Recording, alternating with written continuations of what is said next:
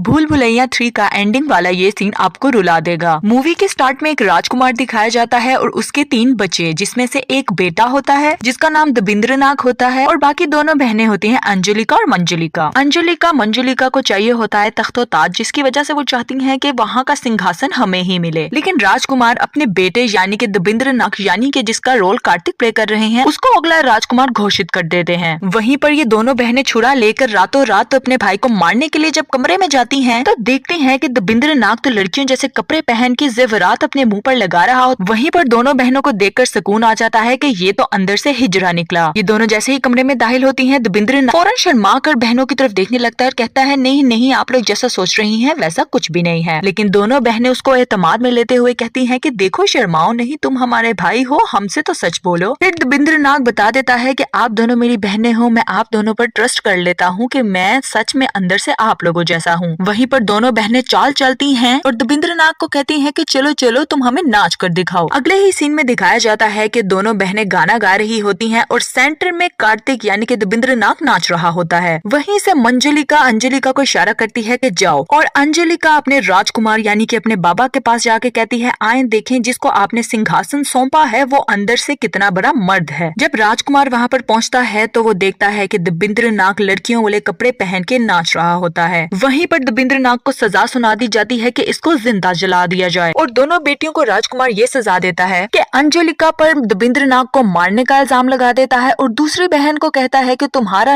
इतिहास से ही मिटा दूंगा। और अगले ही सीन में दिखाया जाता है कि कार्तिक यानी कि दबिंद्रनाग को बुरी तरह से जला दिया जाता है। आप लोगों को रुला दिया कि नहीं इस सीन ने? कमेंट सेक्शन में जरूर बताएं।